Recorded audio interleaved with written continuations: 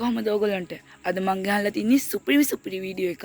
මේ වීඩියෝ එකේ මමයි තව කෙනෙකු ඉන්නවා. වීඩියෝ එකේම බලමු මේ කවුද කියලා. මේ ඉන්නේ මං කියපු ඒ යාළුවා.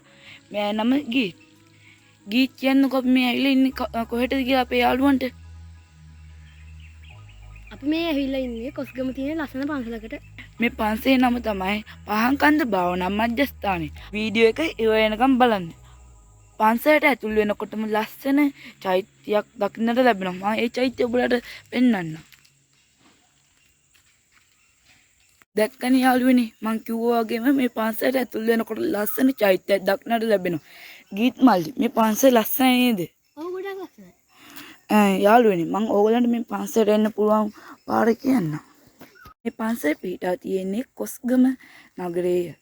පන්සලට ඇතුල් වෙලා ටික දුරක් යනකොටම දක්නට ලැබෙනවා බුදුරජාණන් වහන්සේ 6 වෙනි සතියේ ගත කරපු ආකාරය දැක්වෙන ප්‍රතිමාවක්. ඉතින් ඉස්සරහට යනකොට බුදුමැදුර දක්නට තිබෙනවා. අපි බුදුමැදුර වෙත ගමන් කරමු.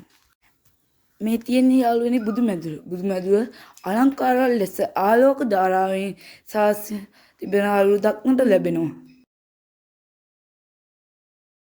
එතනින් ඉස්සරහටම යනකොට ලස්සන බුදු පිළිමයක් දක්නට ලැබෙනවා. එතන ඉස්සරහට යනකොට ගල් ගුහාවක ස්වරූපෙන් නිර්මාණය කර ඇති දේව මැදුරක් දක්නට ලැබෙනවා. දේව මැදුර අලංකාරවල ලෙස වර්ණ කොට ඇති බව දක්නට තිබෙන අයුරු අපට දක්නට ලැබේ. කලින් කිව්වා වගේම මේ පන්සල ලස්සනයි නේද? ඔව් නේතුමයි. ඇත්තටම ලස්සනයි. යාළුවනේ මම කියනවනේ මේ පන්සලට ඇවිල්ලා බලන්න මේ පන්සල ලස්සනද නැද්ද කියලා. ඔව් යාළුවනේ. ඔයගොල්ලෝ ඇවිල්ලා බලන්න මේ පන්සල ගොඩක් ලස්සනයි. යාළුවනේ අපිට දක්නට ලැබෙනවා බෝධින් වහන්සේ. බෝධින් වහන්සේගේ විශාල බෝධියක් අපිට දක්නට ලැබෙන්නට තිබෙනවා. යාළුවනේ අපිට දක්නට ලැබෙනවා ධාතු මන්දිරේ. ධාතු මන්දිරේ ලස්සනට සාදා තිබෙන ආකාරය දක්නට ලැබෙනවා. මේ තියෙන්නේ යාළුවනේ ධාතු මන්දිරේ. අපි ධාතු මන්දිරේ ඇතුළට ගිහින් බලමු.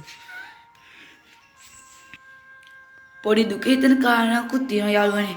ඇත්තටම මේ ධාතු මන්දිරයට එනකොටම ලයිට් ගියා මේ ප්‍රදේශයට. එම නිසා ධාතු මන්දිරයේ අලංකාරවත් බව මට ඔබට පෙන්වන්න නොහැකි වී තිබෙනවා. නමුත් මාගේ පුළුවන් උපරිමයෙන් මා ධාතු මන්දිරයේ තිබෙන සුන්දර බව මා ඔබට පෙන්වන්න.